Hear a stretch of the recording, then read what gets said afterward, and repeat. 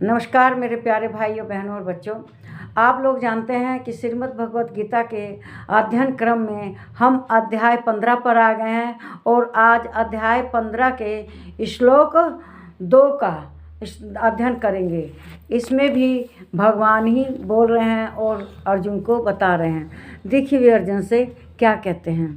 कहते हैं कि अधश्चोर्ध्वं प्रसृतास्तत्र शाखा गुण प्रवृद्धा विषय प्रवाला अधश्च मूलान्यनुसंततानि कर्मानुबंधानि मनुष्य लोके। कहते हैं कि जो संसार है मनुष्य 3 गुणों के बंधा हुआ है। जल के द्वारा बढ़ी हुई एवं विषय भोगों रूप वाली जो ये वृक्ष है, इसकी भी जो मूल को नरम नरम पत्ते हैं, ये विषय वासना भोग रूप को दर्शाती है। देव मनुष्य त्रियक आदि योनि रूप शाखाएं हैं और नीचे ऊपर सर्वत्र फैली हुई तथा मनुष्य लोक में कर्मों के अनुसार बांधने वाला हरता ममता वासना रूप जड़ें भी नीचे की ओर सभी लोकों में व्याप्त हो रही हैं। तो इस वृक्ष का आध्यात्मिक वर्णन किया गया है इसमें, पीपल के वृक्ष का। तो इसमें कहते हैं शब्द स्पर्श रूप रस और गंध ये 5 स्थूल देह और इंद्रियों की अपेक्षा सूक्ष्म होने के कारण शाखाओं की कोपल रूप में कहे गए हैं।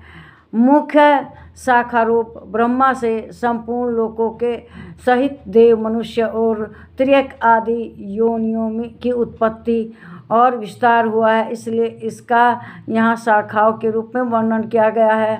अहंता ममता वासना रूप मूलों को केवल मनुष्य योनि में कर्मों के अनुसार बांधने वाली कहने के कारण यह है कि अन्य सब योनियों में तो केवल पूर्वकृत कर्मों के फल को भोगने के अधिकारी हैं, जबकि मनुष्य योनि में नवीन कर्मों के करने का भी अधिकारी है।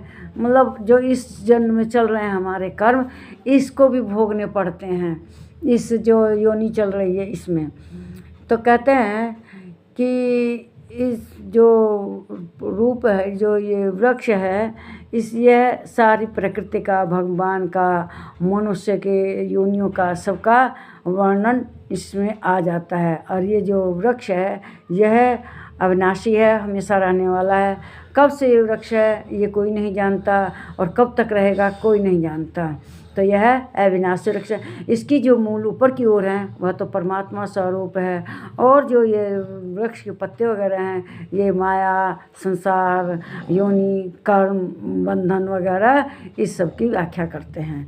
तो जो श्री कृष्ण भगवान इस जो श्लोक में वृक्ष की वर्चा कर रहे हैं, इस जिसकी की शाखाएँ नीचे हैं और जिसकी जड़ ऊपर की ओर हैं तथा सब प्रकृतियों द्वारा वर्ण पोषित है, और यह इंद्रियों के विषय इसी के ही टहनियाँ हैं। इस वृक्ष की जड़ें नीचे 4 और ऊपर फैली हुई हैं, जो मनुष्य के कर्म अनुसार मनुष्य को बंधन में डालती जाती हैं, जो माया का स्वरूप है और मनुष्य को बांधे रखती हैं।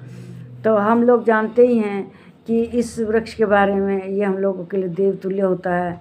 इस वृक्ष के पूजा भी करते हैं, लेकिन इसके बारे में ये कोई नहीं जानता कि कब से है, कब तक रहेगा, इसका आदि अंत। जैसे भगवान के बारे में कोई नहीं जानता। तो वासुदेव भगवान ने, श्री कृष्ण भगवान ने, उन्होंने स्वयं कहा है कि वृक्षों में मैं पीपल हूँ, और पीपल को इस श्लोक में, प्रथम श्लोक में उन्होंने अश्वत्थाम बताया है।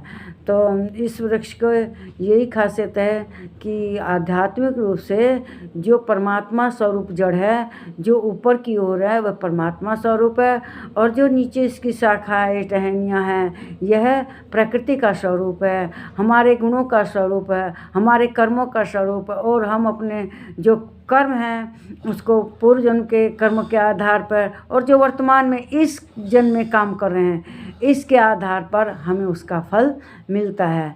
तो मेरे ख्याल से इस वीडियो को आप लोग लाइक करेंगे क्यों, और मेरे चैनल पर सब्सक्राइब ज़रूर करेंगे।